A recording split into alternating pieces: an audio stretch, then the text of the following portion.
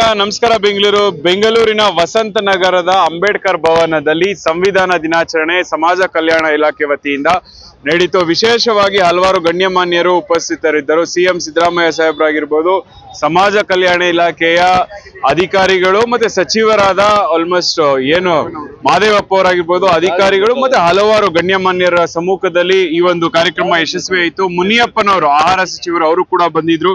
ಅದಾದ ನಂತರ ಇವಾಗ ವಿಶೇಷವಾಗಿ ಕರ್ನಾಟಕ ಪ್ರದೇಶ ಬಂಜಾರ ಲಂಬಾಣಿ ಸೇವಾ ಸಂಘ, ಸೊ ಮುಂಚೂಣಿಯಲ್ಲಿರುವಂತಹ ಸಂಘ, ಅವ್ರದ್ದು ಒಂದು ಕಾರ್ಯಕ್ರಮ ಇದೆ. ಸೊ ಇವತ್ತು ಎಲ್ಲರೂ ಬಂದಿದ್ರು. ಅವರೆಲ್ಲರೊಟ್ಟಿಗೆ ನಮ್ಮ ಒಂದು ಸರ್ ಹೇಳಿ ಸರ್, ಏನ್ ವಿಶೇಷತೆ ಇವತ್ತು ಬಂದಿದ್ರಿ ಕಾರ್ಯಕ್ರಮ?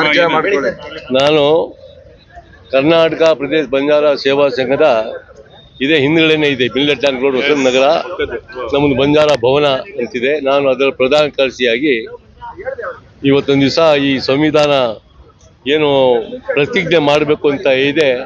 ಇವತ್ತು ಮುಖ್ಯಮಂತ್ರಿಗಳು ಮತ್ತು ಸಮಾಜ ಕಲ್ಯಾಣ ಸಚಿವರಾಗಿರ್ತಕ್ಕಂಥ ಮಹದೇವಪ್ಪನವರು ಮತ್ತು ಎಲ್ಲ ಕೆಲವು ಸಚಿವರುಗಳೆಲ್ಲ ಭಾಗಿಯಾಗಿದ್ದಾಗ ನಾವು ನಿಜವಾಗ್ಲೂ ಹೇಳ್ತೀವಿ, ಇದು ಭಾಗಿಯಾಗೋದಲ್ಲ ಮುಖ್ಯ, ನಮ್ಮ ಜೀವನದಲ್ಲಿ ಅಳವಡಿಸ್ಕೊಡ್ಬೇಕು ಅಂತೇಳಿ ನಾವು ಇಡೀ ಕರ್ನಾಟಕದ ಬಂಜಾರ ಸಮಾಜದ ಜನಾಂಗ ಏನಿದೆ, ನಾವು ಮೊದಲೇ ನಾವು ಪೂಜೆ ಮಾಡುವುದು ನಿಮ್ಮ ಅಂದರೆ ರಾಜಕೀಯ, ಆರ್ಥಿಕವಾಗಿ ಮತ್ತು ನಮ್ಮ ಸಾಮಾಜಿಕವಾಗಿ ನಾವು ಬಲಗೊಳ್ಳಬೇಕಾದ್ರೆ ಡಾಕ್ಟರ್ ಅಂಬೇಡ್ಕರ್ ಅವರನ್ನ ನಮ್ಮ ಬಂಜಾರ ಭವನದಲ್ಲಿ ನಾವು ಮುಂದ್ಗಡೆನೆ ನಾವು ಅಂಬೇಡ್ಕರ್ ಅವರ ಒಂದು ಭಾವಚಿತ್ರ ಮತ್ತು ನಮ್ಮ ಸೇವಾಲಾಲ್ ಅವರ ಭಾವಚಿತ್ರವನ್ನು ಇಟ್ಟಿದ್ದೇವೆ.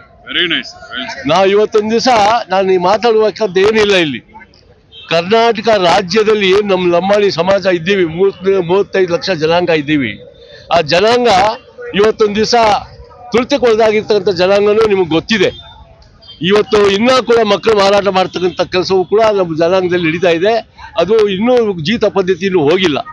ಆದರೆ ಇವತ್ತೊಂದು ದಿವಸ ಸಂವಿಧಾನದ ಆಶಯಗಳನ್ನು ನೆರವೇರಿಸ್ತಕ್ಕಂಥ ಇವತ್ತು ಏನು ನಡೀತು ಇವತ್ತು ಅಂಬೇಡ್ಕರ್ ಭವನದಲ್ಲಿ, ಅದರಲ್ಲಿ ಮುಖ್ಯಮಂತ್ರಿಗಳು ಬಹಳ ಶಕ್ತಿಯುಕ್ತವಾಗಿ ಹೇಳಿದ್ದಾರೆ.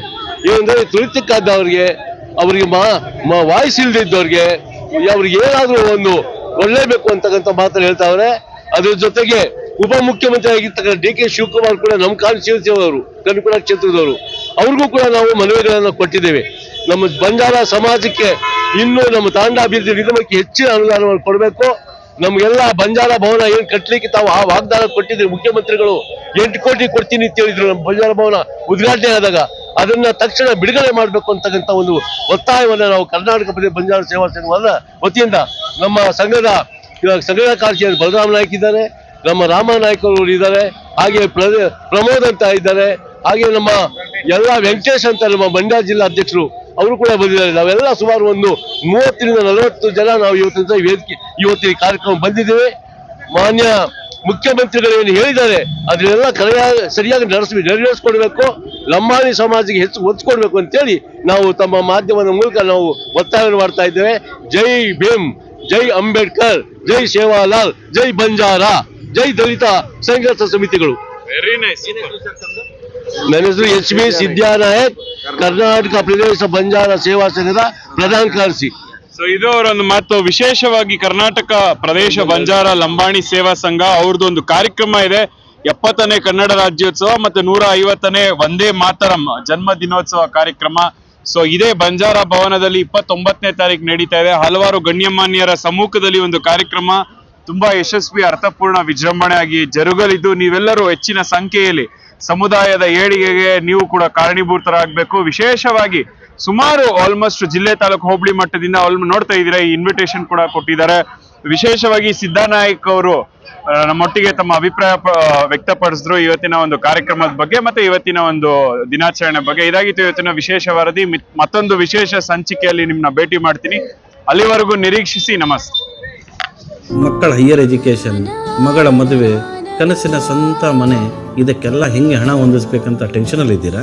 ಇರೋ ಚಿನ್ನನ ಅಡ ಬಿಟ್ರೆ ಬಡ್ಡಿ ಮೇಲೆ ಬಡ್ಡಿ ಕಟ್ಟಬೇಕು. ಮಾರಿಬಿಡೋಣ ಅಂದ್ರೆ ಅರ್ಧಕ್ಕರ್ಧ ಕೇಳ್ತಾರಂತ ಆತಂಕದಲ್ಲಿದ್ದೀರಾ?